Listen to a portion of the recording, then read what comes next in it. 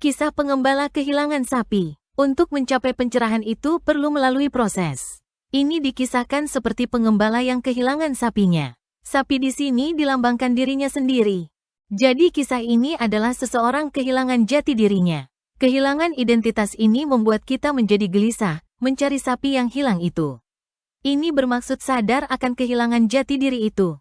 Ada sesuatu yang hilang, jadi diri ini bermasalah, atau mungkin salah arah, sadarlah. Lama-kelamaan dia menemukan jejak sapi itu, yang berarti melalui proses yang dilakukan. Sedikit kesadarannya kembali. Di sini maksudnya bahwa identifikasilah apa yang tidak beres itu. Apakah perlakuan orang lain atau perbuatan sendiri, salah perkataan kita maupun pikiran kita. Sebagai pengembala, dia terus mengikuti jejak sapi dan akhirnya menemukan sapi yang hilang itu. Penemuan sapi di sini diartikan pencerahan sesaat atas kehilangan jati diri itu. Proses selanjutnya, setelah menemukan sapi itu jinakkanlah, agar bisa kita kendalikan. Mengendalikan di sini berarti penguasaan diri, inilah hal yang tersulit terutama hasrat atau nafsu berbuat jahat. Kita harus menyingkirkan pikiran negatif yang timbul di diri kita. Bila kita mampu mengendalikan pikiran kita terutama yang negatif itu, dia tidak akan liar lagi. Setelah dapat mengendalikan pikiran, ibarat pengembala kembali ke rumahnya dengan perasaan yang tenang. Dalam keadaan seperti ini timbul keheningan, kekosongan, tidak ada rasa takut, kecewa, maupun keinginan dan lainnya. Ternyata dari sini timbul kesadaran bahwa semua yang terjadi adalah ilusi pikiran belaka.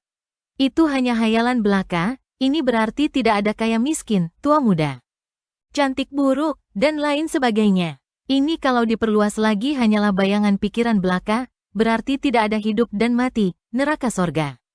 Oleh karena itu kembalilah ke sumber utama seperti di atas itu.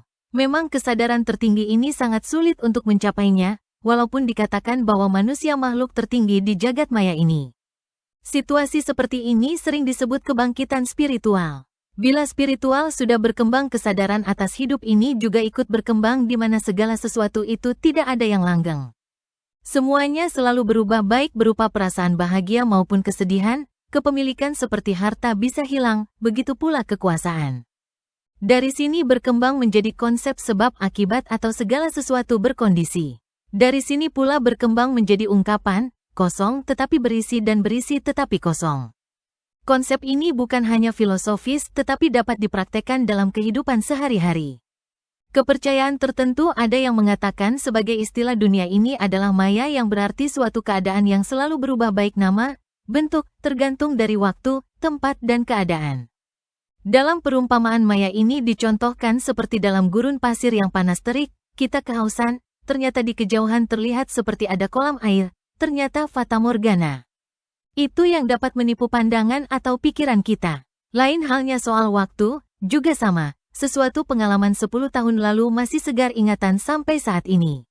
Lain halnya misalnya perhubungan baik ayah, ibu, suami, istri anak yang telah meninggal cukup lama, di mana dia kini, begitulah contohnya seperti dalam mimpi saat tidur layaknya.